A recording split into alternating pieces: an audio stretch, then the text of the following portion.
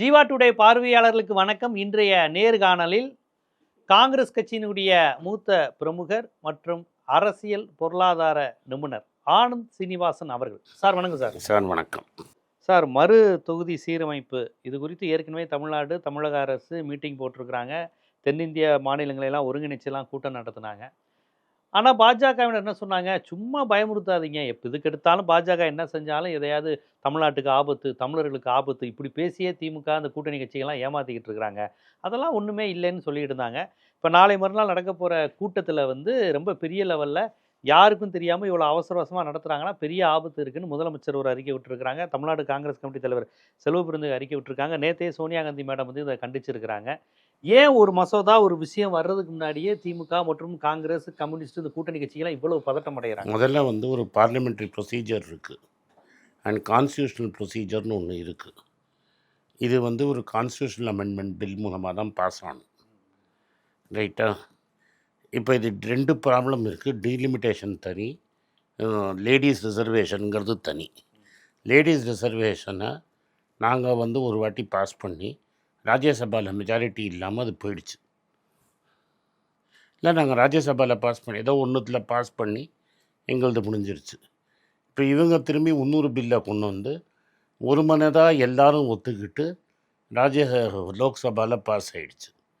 இப்போ என்ன இந்த லேடிஸ் ரிசர்வேஷனில் என்னன்னா 2034 பண்ணுறேன்னு அவர் சொன்னார். இவர் என்ன சொன்னார்னா, நாங்கள் ஃபஸ்ட்டு ஒரு சென்சஸ் எடுப்போம், சென்சஸுக்கு அப்புறம் டீலிமிட்டேஷன் பண்ணுவோம், டீலிமிட்டேஷனுக்கு அதுக்கப்புறம் இந்த லேடிஸ் ரிசர்வேஷன்னார். ஒரு 10 டெக்கேடல் சென்சஸ்னு பேர். 10 வருஷத்துக்கு ஒரு வாட்டி சென்சஸ் வரும். 2011 கரெக்டாக சென்சஸ் வந்துடுச்சு. 2021 ஒரு சென்சஸ் வந்திருக்கணும். கோவிட் காரணம் காட்டி சென்சஸ் எடுக்கலை. இப்போ 2026 முடிய போது இன்னும் இப்போ 2026 இன்னும் சென்சஸ் எடுக்கலை. இப்போ தான் டிஜிட்டல் சென்சஸ் அப்படின்னு இந்த பட்ஜெட்டில் தான் பேசியிருக்காங்க. அதில் என்ன சொன்னாங்கன்னா, அடுத்த சென்சஸ் ஜாதியோடு தான் எடுப்போம், எந்த ஜாதி எவ்வளோ இருக்குது அப்படின்னு பார்த்து எடுப்போம் அப்படின்னாங்க. இப்போ ஜாதி சென்சஸே இல்லை, இந்த சென்சஸில் ஜாதி இல்லைன்ட்டாங்க. அந்த லேடிஸ் ரிசர்வேஷன் பில்லில் எவ்வளோ ஜாதி இருக்கோ அதுக்கு போல் ரிசர்வேஷன் கொடு. ஏன்னா லேடிஸுக்குன்னு நீ ரிசர்வேஷன் கொடுக்குறேன்னா பிசி, எம்பிசி, ஓபிசின்னு நீ பிரித்து கொடுக்கணும். அது ஆல்ரெடி இருக்குது, பிசி, எம்பிசி, எஸ்சி. ஆமாம், பெண்கள் கொடுக்கும்போது அதையும் அந்த கேட்டகரி வைஸ் தான் கொடுக்கணும். ஆனால் லோக்சபாவில் மென்னுக்கு எஸ்சி, எஸ்டிக்கு மட்டும்தான் ரிசர்வேஷன் இருக்குது இன்றைக்கி. ஸோ நீ இப்போ பேக்வர்ட் கிளாஸ் கிடையாதோ? பேக்வர்ட் கிளாஸ்லாம் கிடையாது, வெறும் எஸ்சி, எஸ்டி, நார்மல், ஜென்ரல். இப்போ நீங்கள் எந்த ஜாதி எவ்வளோ இருக்குதுன்னு தெரியாமல் நீங்கள் எப்படி லேடிஸுக்கு சீட்டு பிரிப்பீங்கிற ஒரு கேள்வி வருது. இப்போ எங்களை பொறுத்த வரைக்கும் டீலிமிட்டேஷனுங்கிறது போன வாட்டி 6 வருஷம் ஆச்சு. 71 கடைசி டீலிமிட்டேஷன் முடித்தோம். அதுக்கப்புறம் 2001 பண்ண வேண்டிய டீலிமிட்டேஷன் போது என்ன ஆச்சுன்னா 25 வருஷம் தள்ளி போடலான்னு வாஜ்பாய் தான் முடிவெடுக்கிறார். ஏன்னா ஒரு பொலிட்டிக்கல் கன்சென்சஸ் வரலை. ஏன்னா என்ன ஆயிடுச்சுன்னா, நம்மளோட டீலிமிட்டேஷன் பில்லுங்கிறது இது மூலமாக வருது. எது மூலமாக? பாப்புலேஷன் மூலமாக வருது. சதர்ன் ஸ்டேட்ஸ் ஃபுல்லாக பாப்புலேஷனை நம்ம கண்ட்ரோல் பண்ணியிருக்கோம். 71க்கு அப்புறம் நிறைய கண்ட்ரோல் பண்ணி நம்மளுக்கு நாம் இருவர், நமக்கு இருவர், நாம் இருவர், நம்பருக்கு ஒருவர்னு பாப்புலேஷன் குறைஞ்சிருக்கும். உங்கள் அப்பா ஜெனரேஷன் சொல்கிறேன். இப்போ நீ ஒரே பையன் நினைக்கிறேன். ஆமாம். ஸோ இப்போ நாங்கள் 3 பேர், நாங்களே ரேரிட்டி. என் ஃப்ரெண்ட்ஸ் எல்லாமே, எங்களுக்கு 60 வயசு ஆகுது, என் ஃப்ரெண்ட்ஸ் எல்லாமே 2 பேர் தான். இப்போ எங்களுக்கு பிறந்தவங்களில் எனக்கு கிடையாது, என் சிஸ்டர் பிரதருக்கெலாம் 2, 1 தான் பிறந்திருக்கு. 4 குழந்தை பார்த்தே 3 ரேரு, 4ங்கிறது இம்பாசிபிள். இப்போதைக்கு 4 குழந்தைலாம் வாய்ப்பு பார்த்துருக்க மாட்டாங்க ஒரு 30-40 வருஷமாக. ஆமாம். 2.1 ரீப்ளேஸ்மெண்ட் ரேட். ஒரு கப்பலுக்கு 2 குழந்தைங்க பிறக்கணும், ஒரு கப்பலுக்கு 3 குழந்தைங்க பிறக்கணும். இப்போ 3 கப்பல் இருக்குன்னா 2 பேருக்கு 2 இருக்கணும், ஒருத்தருக்கு 3 இருக்கணும். அப்போ தான் பாப்புலேஷன் குறையாமல் அதே லெவலில் இருக்கும். தமிழ்நாட்டில் இப்போ 1.35 வந்துருச்சு. அப்படின்னா லாங் டேர்ம் டிக்ளைன் போகுது. கேரளா, கர்நாடகா இதெல்லாம் லாங் டேர்ம் டிக்ளைனில் இருக்குது. ஸோ நம்ம பாப்புலேஷன் குறைஞ்சி போச்சு. நார்த் இந்தியாவோட பாப்புலேஷன் ஏறுது. அப்போ நம்ம இதெல்லாம் சோஷியல் பொலிட்டிக்கல் இஷ்யூ உட்காந்து பேசி தான் எடுக்கணும். ஏன்னா இப்போ வந்து என்ன ஆகும்னா, நீங்கள் வெறும் பொலிட்டிக்கல் இஷ்யூவில் பேசிட்டீங்கன்னா, ஸோ பாப்புலேஷன் இஷ்யூவில் பேசிட்டிங்கன்னா, நார்த் இந்தியாவுக்கு ரொம்ப ஜாஸ்தி ஆகிடும், சவுத் இந்தியாவுக்கு ரொம்ப குறைஞ்சி போயிடும், மகாராஷ்டிராவுக்கு குறையும், மகாராஷ்டிரா குஜராத் குறையும், அந்த சைடெல்லாம் ஏறும். எஸ்பெஷலி யூபி எல்லாம் ஏறும், பெங்காலில் ஏறும், ஜார்க்கண்டில் ஏறும். இதெல்லாம் பார்க்கும்போது நம்மளுக்கு ஓவரால் நம்மளது வந்து ஒரு ஃபெட்ரல் செட்டப். இதில் தமிழர்கள் வாய்ஸ் குறையும். பார்லிமெண்ட்டில் 543 பேரில் 40 பேர் பாண்டிச்சேரியை சேர்த்து 40 தமிழர்கள். அப்போ 1000 பேர் வைக்கிறச்சே எனக்கு வந்து 80 பேர் கூட இருக்காது, எனக்கு 60 50ன்னு குறையும். அதனால் இது வந்து ஒரு சிக்கலான ப்ராப்ளம்ங்கிறதுனால 71லேருந்து நம்ம பண்ணலை. இப்போ பண்ணணும், அதில் மாற்றுக்கிறதே கிடையாது. ஆனால் எப்படி பண்ணுவீங்க? ஒரு ஆல் பார்ட்டி மீட்டிங் கூப்பிடணும், ஒரு கமிஷன் கூப்பிடணும், எக்ஸ்பர்ட்ஸ் உட்காந்துக்கணும், எல்லா கட்சியும் ஒன்று இருக்கிற சின்ன கட்சிகிட்ட கருத்து கேட்கணும், எல்லோரும் ஒத்துக்கிட்டு தான் அதை பாஸ் பண்ணணும். ஒரு மனதாக பாஸ் பண்ணால் தான் இது நடக்கும். இத்தனை நாள் நாங்கள் பாஸே பண்ண போகிறது இல்லைன்னு சொல்லிட்டு நீயா 50% இருக்கும். அது ஏன் 50% அப்படிங்கிறது கிடையாது, எல்லாருக்கும் 50% ஏற்றிடுவேன். அப்போ யூபிக்கு 80லேருந்து 120 ஆகிடும், தமிழ்நாடு பாண்டியும் சேர்த்து 60 ஆகிடும், கேரளா 30 ஆகும். அப்போ எல்லாமே சேமாக இருக்கும், ஒன்றும் மாறாதுங்கிறது வேறு மாதிரி கணக்கு போட்டு என்னால் மாறும்னு காட்ட முடியும்.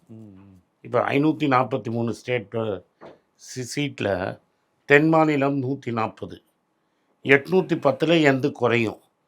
அப்போ அவனை வெறும் ஹிந்திலேயே எல்லாத்தையும் ஜெயிச்சிட்டான், அவனே ஆட்சி அமைச்சிருவான்.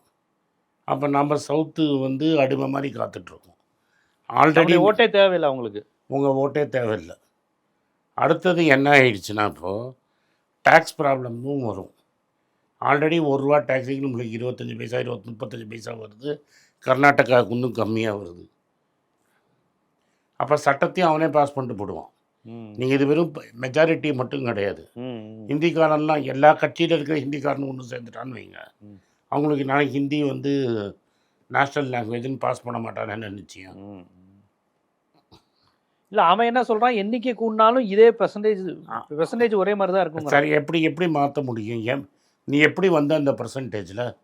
ஏன் 50, ஏன் 100% இல்லை, ஏன் 25% இல்லை?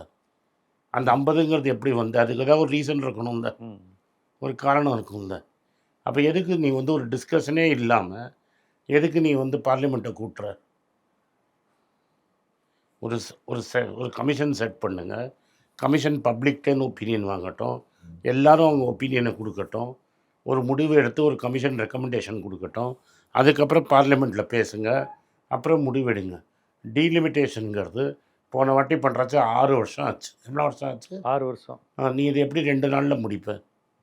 அந்த பில்லை ஏன் நீங்கள் முன்னாடியே கொடுக்கல?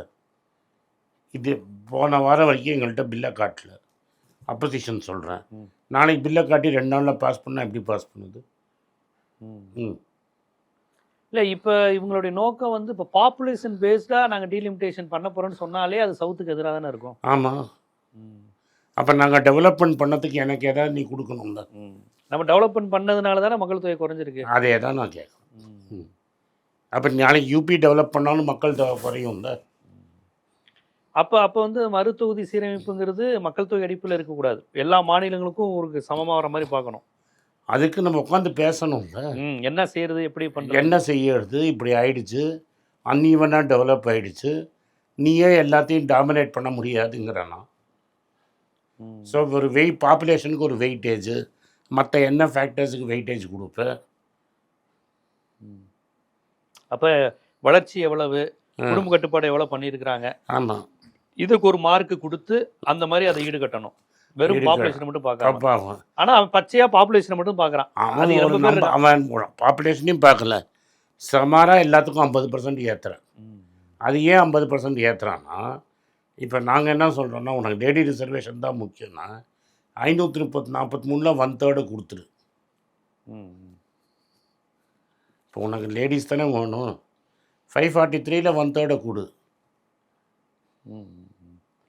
அப்போ ஆல்ரெடி இருக்கிற அமைப்புல அப்போ நாங்கள் என்ன சொல்கிறோம்னா 543ல் 160 சீட்டு கொடுத்துருங்க, அந்த 160 ரொட்டேஷனில் கொடு, எப்படி வேணா கொடுன்னு இல்ல சொல்கிறோம். அந்த இதுலயுமே பிரச்சனை இருக்கு. இப்ப எஸ்சி எஸ்டி அதுல வந்துருவாங்க, ஆமாம், பிசி முஸ்லீம், பிசிடபிள்யூ முஸ்லிம்ஸ் இவ்வளவுலாம் இருக்குல்ல, அப்ப அதுல எல்லாம் பெண்கள் அதை இல்லைங்கிற தான் பேசி உட்காந்து தானே நீங்கள் பேசணும்.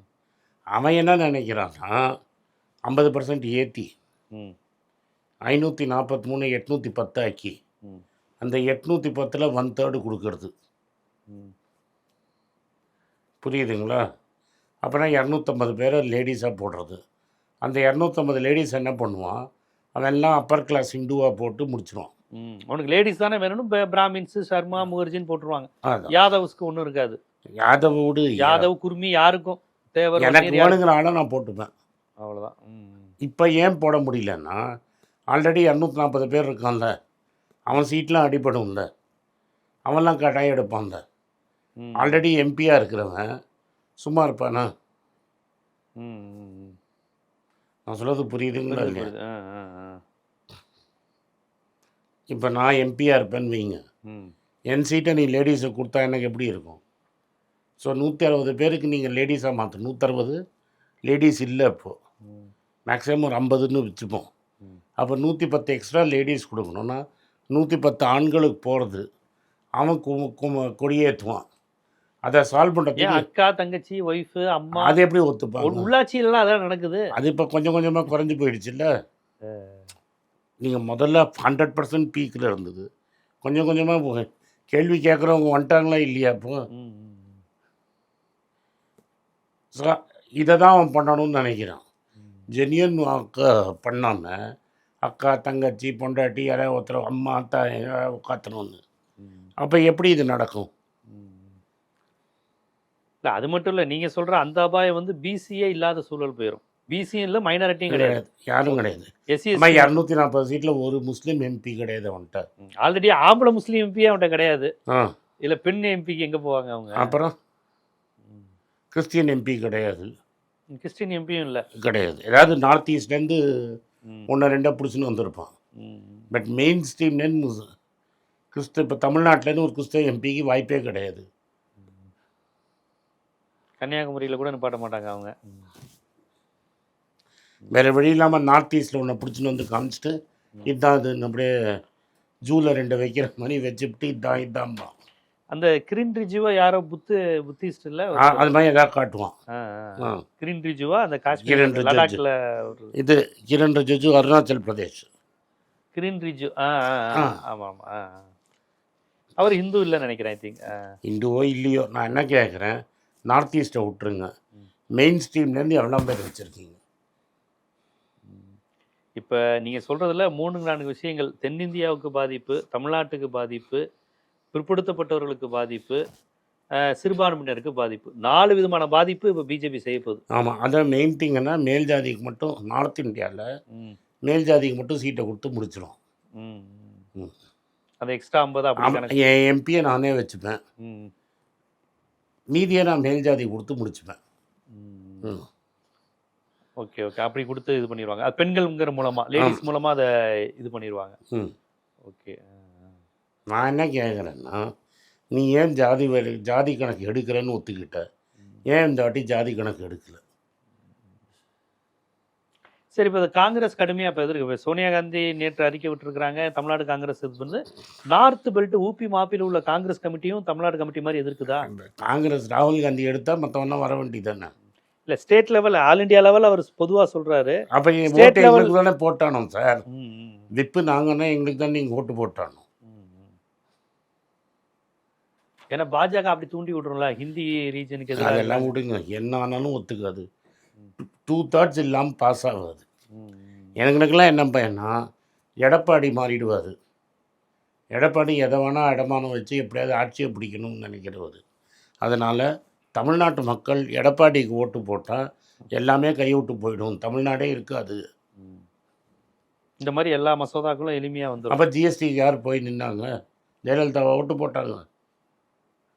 உதய் மின் திட்டம், உதயமின் திட்டம், ஜிஎஸ்டி, ஜிஎஸ்டி, தவிழ்ந்து போய் போட்டுருவாரு. சிஏஏ அப்போ அவங்க சீட்டில் யார் நிற்கணுங்கிறத கூட அமித்ஷா பார்த்தானே வந்து டிசைட் பண்ணுறாங்க. ஆனால் அவங்க என்ன சொல்கிறாங்க, நாங்கள் வாசனுக்கெல்லாம் 5 சீட்டுமே தோக்குற சீட்டு, அதுவும் தாமரை சின்னத்தில் நாங்கள் தள்ளி விட்டோம். நாங்கள் நாசுக்கா வந்து எங்களுக்கு டஃப்பாக இருக்க தொகுதியை ஃபுல்லாக கூட்டணி கட்சி கொடுத்துட்டாரு எடப்பாடியார்னு பெருமையால சரி, பேசுறாங்க. இப்போ எடப்பாடியார் 120 சீட் ஜெயிக்கிறாரா? ஏன் எடப்பாடியார் கொங்கு மண்டலத்தை விட்டு வெளில வந்து நிற்க சொல்லுங்களேன். பாப்பா பார்த்த மறு தொகுதி சீரமைப்பு அதான் முதலமைச்சர் வந்து கடுமையாக வீடியோ போட்டிருக்கிறாங்க வான் பண்ணுற மாதிரி. நான் கிளியராக சொல்கிறேன், இது வந்து ஆன்டி ஹிந்தி ப்ரொட்டஸ்ட் எவ்வளோ தூரம் தமிழ்நாட்டில் நடந்ததோ அதுக்கு ஈக்குவலாக நம்ம பண்ணலைன்னா தமிழ்நாடு மட்டும் இல்லை, எல்லா சதர்ன் ஸ்டேட்ஸோட தலையெழுத்தையும் இது மாற்றிடும். எடப்பாடிக்கு ஓட்டு போடுறது தமிழ்நாட்டை அடமானம் வைக்கிற மாதிரி. இதுதான் என்னோட அப்பீல். நீங்கள் ஏன்னா ராஜ்யசபா சீட்டுன்னு ஒன்று இருக்குது, இதனால் என்ன போகுதுன்னு கேட்காதீங்க. நீங்கள் எடப்பாடிக்கு 60 சீட்டு கொடுத்தீங்கன்னா 2 ராஜ்யசபா சீட்டு போட்டுருவார் அவர். பார்ப்போம். இந்த மறு தொகுதி சீரமைப்பு ஒரு வாட்டி ராஜ்யசபாவில் ஓட்டு போட்டார் தெரியும். ஆமாம் ஆமாம் ஆமாம். பார்ப்போம். மறு தொகுதி சீரமைப்பில் இவ்வளோ ஆபத்து இருக்குது. வெறும் தென்னிந்திய மாநிலங்கள்னு போர்வையில் தெரிஞ்சாலுமே உள்ளுக்குள்ளே இதில் எவ்வளோ பெரிய ஆபத்துகள்லாம் இருக்குது. பாஜகவினுடைய அந்த இந்துத்துவ கொள்கையிலிருந்து பெண்களுக்கான உரிமைங்கிற பேரில் வேறு என்னெல்லாம் அவங்க செய்ய சதித்திட்டம் வச்சுருக்கிறாங்கிற ஹிடன் அஜெண்டா வரை ரொம்ப விரிவாக மக்களுக்கு அம்பலப்படுத்துனீங்க. நன்றி. நன்றி, வணக்கம்.